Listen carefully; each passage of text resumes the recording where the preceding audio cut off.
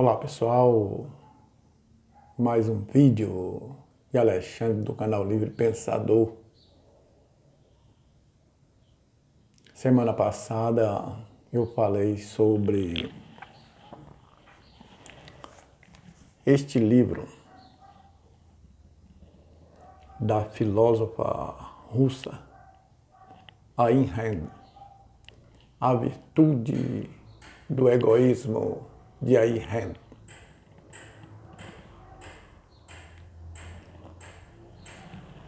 E o assunto aqui comentado foi a ética objetivista da filósofa Ayn Rand. Ela fundou a escola filosófica e denominou objetivismo uma oposição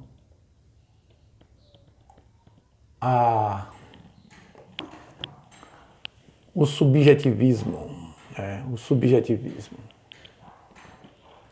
Ela era a favor da comprovação daquilo que é constatado objetivamente e não aquilo que está no subjetivismo, no subjetivo, aquilo que está dentro da pessoa, uma ideia que a pessoa nutre, mas essa ideia não se sabe se é verdadeira ou falsa. E para isso ela tem que ser experimentada, né? Externada, ou seja, comprovada. Tem que ser comprovada objetivamente. Então aquilo que tem comprovação objetivamente é verdadeiro. É verdadeiro. E o que não tem comprovação objetivamente se deve renunciar porque é ineficaz e é falsa, né? E é falsa. Então, objetivismo, a virtude do egoísmo.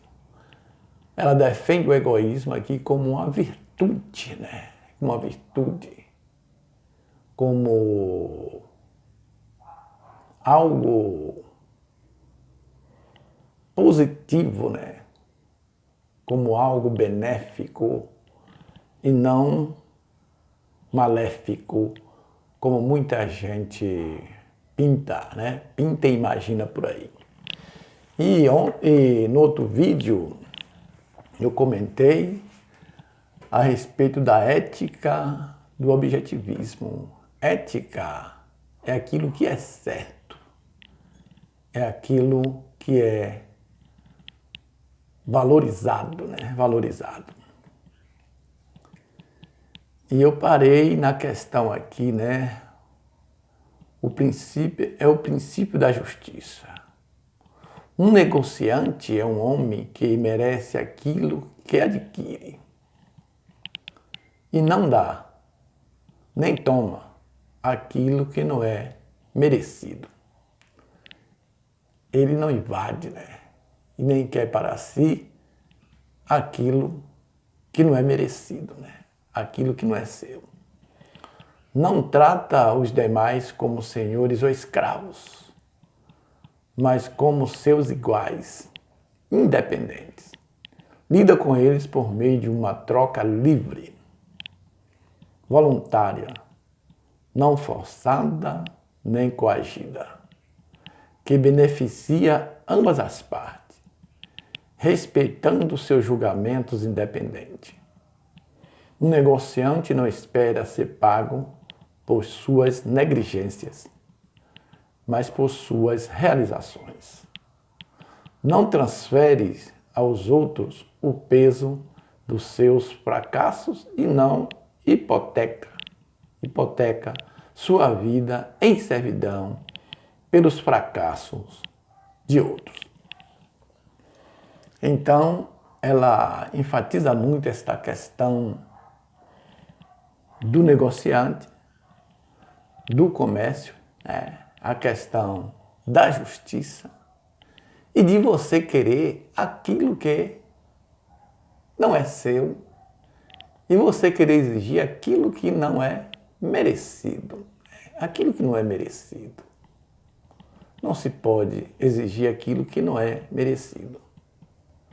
Um negociante não espera ser pago por suas negligências, mas por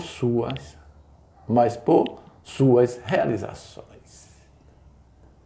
É claro que a pessoa que trabalha egoisticamente, pensando no seu interesse, que é ser beneficiado com o dinheiro, e que é justo que ele receba pelo o seu trabalho, é justo receber pelo seu trabalho, e é injusto reter o dinheiro do trabalhador, né? Do trabalhador. Então, se a pessoa vendeu a sua força de trabalho, fez um negócio, né? Ele tem que receber no final do dia, no final da semana, aquilo que é seu. Agora, se ele não trabalhou, se ele é um negligente, é um omisso, como é que ele pode querer receber?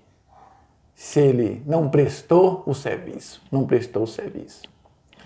E aqui eu percebo hoje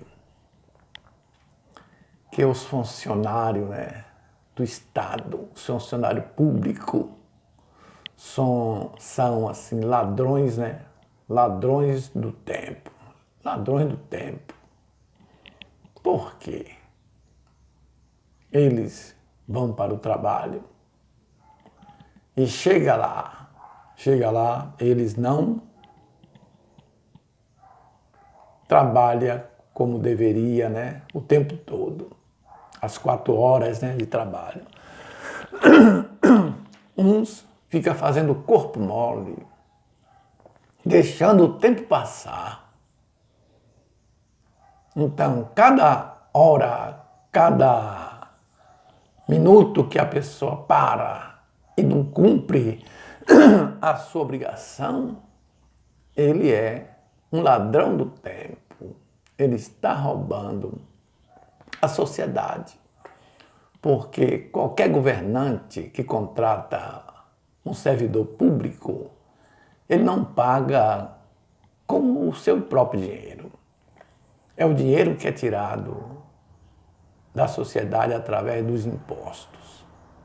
Então, ele, indiretamente, ele está roubando da sociedade. É um ladrão do tempo, é um ladrão do tempo. E por isso, o ladrão, ele é um criminoso, um criminoso. Esteja bem consciente disso aqui que eu estou falando. E ele não pode, né, exigir por aquilo que ele não fez, né?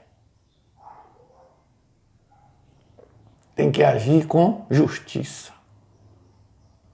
Um negociante não espera ser pago por suas negligências, mas por suas realizações.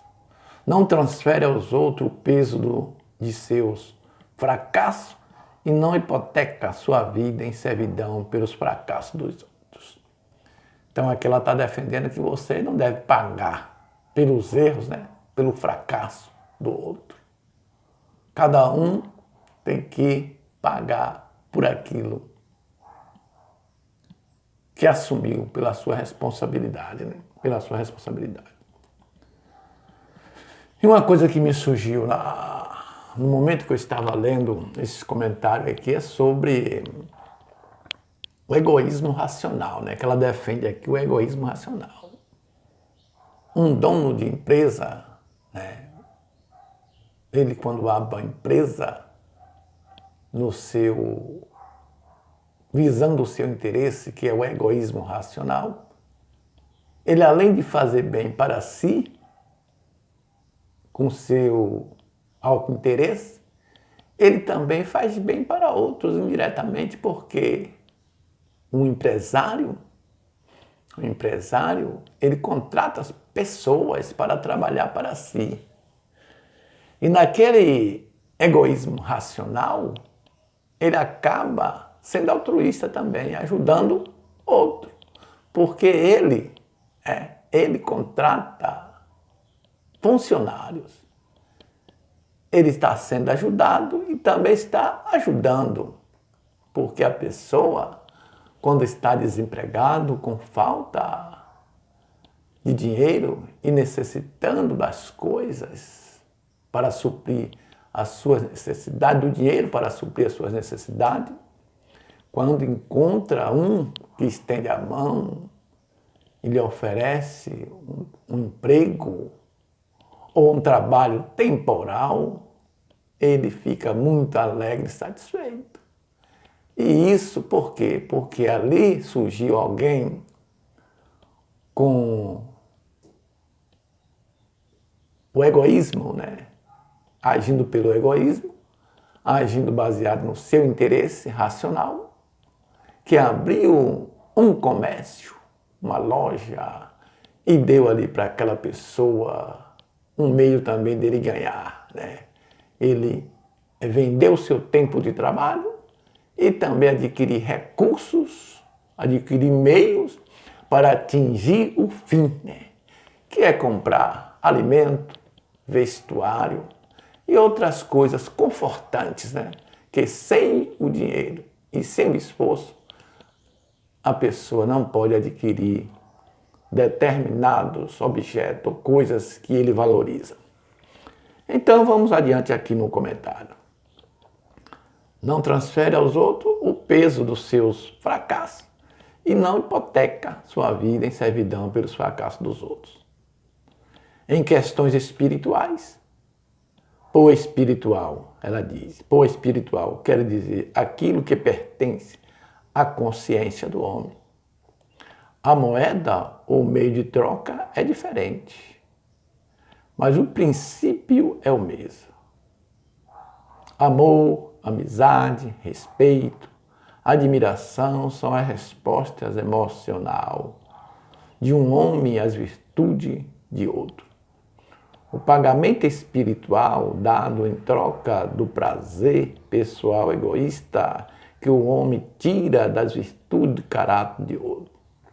Somente um brutamontes ou um altruísta afirmaria que apreciar as virtudes de outra pessoa é um ato desinteressado.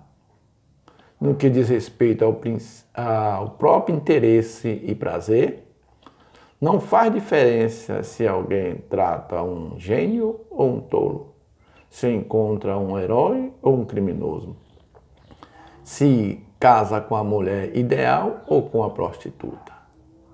Nas questões espirituais, um negociante é um homem que não procura ser amado por suas fraquezas ou fracassos, apenas por suas virtudes, e não somente concede seu amor pelas fraquezas e fracassos dos outros, mas apenas pelas suas virtudes.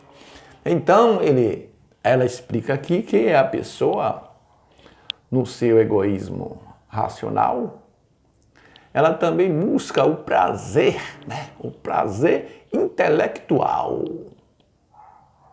em ouvir, né? Em ouvir, em aprender com a pessoa culta, em aprender com a pessoa que assim sabe ensinar, né? Com a pessoa virtuosa. E ao mesmo tempo você presta, né? Presta o seu elogio, a sua moeda, quer dizer, né? É o elogio, né? É o reconhecimento daquela pessoa. Quando você ouve, né? Um ensinamento de um professor, uma professora, ou de um filósofo, né? Ou de um filósofo, de alguém conceituado, e aí você viaja naquelas explicações, você viaja naquelas ideias, né? E você se sente emprazerado, você se sente confortável ouvindo, né? Ouvindo. Você está ganhando.